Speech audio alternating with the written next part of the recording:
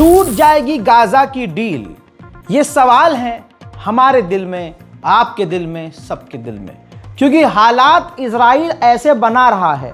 हमने इस बारे में बात करी थी जब डील हो रही थी कि कहीं ऐसा तो नहीं कि इजराइल अपने कैदियों को आज़ाद करवाए, फिर उसके बाद बॉडीज़ ले ले और उसके बाद जब उसका काम निकल जाए कि अब गाज़ा के अंदर हमारा यहूदी कोई नहीं है तो इजराइल दोबारा से अटैक शुरू कर दे। इजराइल के डिफेंस मिनिस्टर ने कहा है कि अगर हमास ने हथियार नहीं डाले तो ये डील टूट जाएगी। डिफेंस मिनिस्टर ने कह दिया है। डिफेंस मिनिस्टर ने यह भी अमेरिका से कह दिया है कि अगर हमास पीछे नहीं हटता है, हमास हमारी सारी लाशों को, मतलब ऐसा कैसे हो सकता है 2 साल तक इतनी बुरी कंडीशन में कोई लाश कैसे संभाल के रखेगा। इजराइल के हमले में जो इजरायली बेचारे मारे गए हैं तो वो ख़तरनाक हमले में तो हमास के और गाज़ा के आम लोग भाई ऐसे हमले थे कि वो भाप बन के उड़ गए, लाशें कुत्ते नोच खा गए। तो भाई ऐसे में तो नामुमकिन है कि किसी की जो ऐसा बुरी तरह से मरा हो उसकी बॉडी लौटा दी जाए। हमास पहले बोल चुका है हम इतने कैपेबल नहीं हैं हम सारी लाशों को आपको दे दें, क्योंकि हमारी इतनी पावर नहीं है। और जिस कंडीशन में जो लोग मारे गए हैं वैसे वो 2 साल तक कैसे हमास संभाल के रखता। लेकिन अब इस चीज़ को बहाना बना रहा है इजराइल का डिफेंस मिनिस्टर। उसने डोनाल्ड ट्रंप से कह दिया है कि अगर हमारे तमाम मरे हुए की लाशें अगर हमास ने नहीं लौटाई तो जंग दोबारा शुरू होगी। ये बात अमेरिका को अच्छे से समझ में आ रही है कि इजराइल खेल कर रहा है। रिपोर्ट यह है कि अमेरिका के अधिकारी, ट्रंप के ऑफिशियल्स इजराइल से कह रहे हैं, इजरायली ऑफिशियल से कह रहे हैं कि जो हमास है वो तमाम डील को मान रहा है, वो टक्कर पर नहीं आ रहा है और हमास हमारी बातों को मान रहा है। और आप जो और लाशों की डिमांड कर रहे हो उनसे, हमास इतना कैपेबल नहीं है कि वो लाशों को ढूंढ सके, और ढूंढ मिले तो पता नहीं मिले या ना मिले, लाशें वेपराइज भी हो सकती हैं। तो ऑफिशियली तौर से अमेरिका खुद कह रहा है इजराइल से कि हमास तमाम लाशों को नहीं लौटा सकता, लिहाजा आप और लाशों की डिमांड करना बंद कर दीजिए।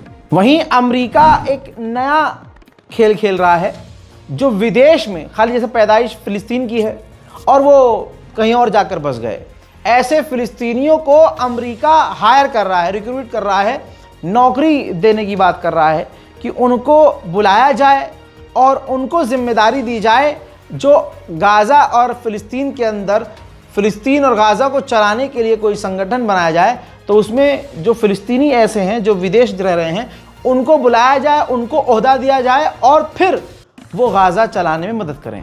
उधर बड़ी बात यह आई है, पाकिस्तान का रोल कूदा है बीच में। पाकिस्तान और इंडोनेशिया दोनों अपनी फौज गाज़ा के अंदर तैनात करने के लिए तैयार हो चुकी हैं और ट्रंप भी लगभग इस पर थम्स अप कर चुके हैं। उधर एक अच्छी खबर यह है, इस तस्वीर के सारांश से बता रहा हूं आपको कि तुर्की की टीम पहुंच चुकी है। यह ह्यूमैनिटेरियन टीम है।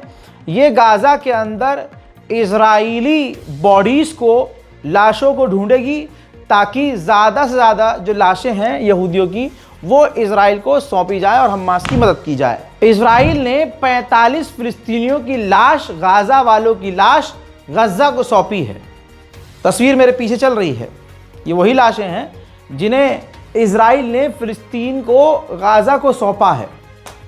अब मेन बात सुनिए, इन लाशों की हालत ऐसी है कि जब इन्हें फिलिस्तीन को सौंपा गया तो इन लाशों की, इन लोगों के हाथ रस्सी से पीछे बंधे हुए हैं और गला रस्सी से घोटा गया है। तो इजराइल ने क्या किया है गाज़ा के अंदर, समझ रहे हैं आप। यूनिसेफ ने कंफर्म कर दिया है कि गाज़ा के अंदर हर 10 में से 9 घर डैमेज है या पूरी तरह से गायब हो चुका है, तबाह, डिस्ट्रॉय हो चुका है। हालांकि ये बात आपके इस छोटे भाई ने 3-4 महीने ही पहले कह दी थी कि गाज़ा में अब कुछ नहीं बचा है। CIA के पूर्व ऑफिशियल ने एक पॉडकास्ट में कहा है, वो दिखा नहीं सकता हूं पॉडकास्ट, आप विजुअल देख लीजिए, कॉपीराइट का मसला हो जाएगा वरना। तो इन्होंने कहा है, CIA के पूर्व ऑफिशियल हैं, कह रहे हैं कि इजराइल फिलिस्तीनियों को मारना बंद नहीं करेगा, वो सीज फायर को फॉलो नहीं करेगा, क्योंकि इज़राइल के जो यहूदी लोग अमेरिका और इधर उधर रहते हैं पैसे वाले, वो गाज़ा, फ़िलिस्तीन, वेस्ट बैंक में ईसाइयों और फ़िलिस्तीनियों की ज़मीन को क्लेम कर रहे हैं कि ये हमारी है। और इज़राइल का मकसद ये है कि ज़्यादा से ज़्यादा फ़िलिस्तीनियों को सफाया करना और उनकी ज़मीनों पर कब्ज़ा करना। अब बताइए, CIA का ऑफिशियल कह रहा है ये, तो इज़राइल पर भरोसा कौन कैसे करे। दोस्तों, गाज़ा की जो ये डील हुई है, एक खुलासा हुआ है कि इस डील से पहले तुर्की के इंटेलिजेंस ऑफिसर ने पर्सनली इज़राइल के ऑफिशियल से बहुत सारी मुलाकात की, बहुत सारे वादे किए। अंदर ही अंदर इज़राइल और तुर्की ने काफ़ी लंबी चौड़ी बात की, जिसके बाद ये डील हुई है। लिहाजा तुर्की का इस डील के अंदर अहम रोल रहा है। वहीं इज़राइल को तुर्की से भी डर है। इज़राइल तुर्की की डेलीगेशन को, ऑफिशियल्स को गाज़ा के अंदर जाने नहीं दे रहा है, आने ही नहीं दे रहा उन्हें। उसका कहना यह है कि हमास को तुर्की या किसी और ग्रुप की ज़रूरत नहीं है जो उसकी मदद करें। हमास अपने ही दम पर लाशों को ढूंढे, यहूदी लाशों को, और हमें सौंप दे। हमसे कोई खतरा नहीं है, वो हमारे लिए काम करे। ऐसी कोई बात नहीं है, बहाना नहीं है जिसकी वजह से हम तुर्की की डेलीगेशन को गज़ा में जाने दें। अब इसके बाद नेतन्याहू, जो सीज़ फायर चाहता ही नहीं है, उसने कहा मुझे पता है कि हमास के पास अभी और यहूदियों की कितनी लाशें हैं। अगर हमास ने लाशें नहीं लौटाई तो हम एक्ट करेंगे। आप समझ रहे हैं गाड़ी कहां जा रही है? दोबारा से जंग की तरफ गाड़ी को मोड़ा जा रहा है। अब ब्रिटेन क्यों ना कूदे? ब्रिटेन ने कहा कि हम अपने दम पर हमास को डिसआर्म कर सकते हैं, जैसे हमने नॉर्थर्न आयरलैंड में किया था। हम इतने कैपेबल हैं। हाँ, सुअर की नस्लों, निहत्तों, कमज़ोरों, भूखे और बूढ़े लोगों को तुम मार तो सकते ही हो।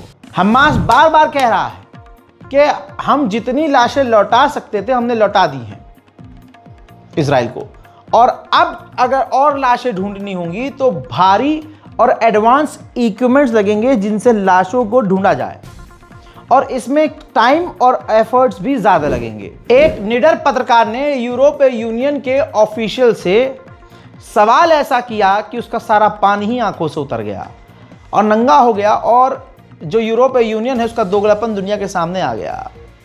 यूरोपीय यूनियन बार बार ये मांग कर रहा है और मांग आगे करेगा कि यूक्रेन के अंदर जो रूस ने तबाही मचाई है उसका हर्जाना रूस भरे।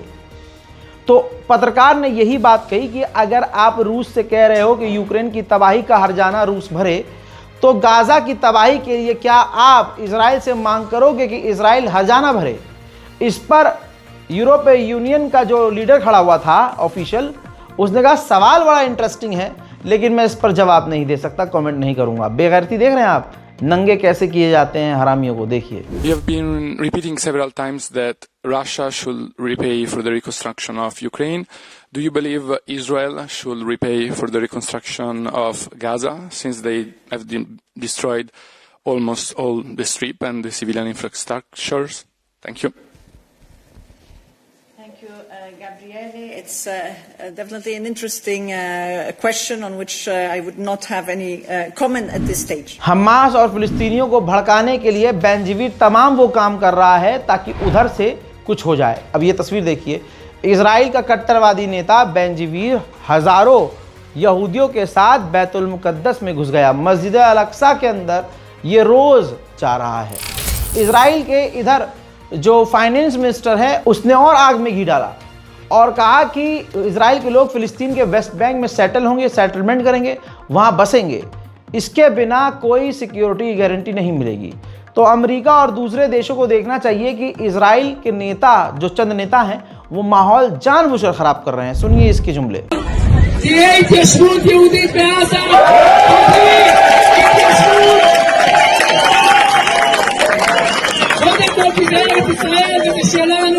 אבל קיבלי התיישבות לא לכבוד אין ביטחון.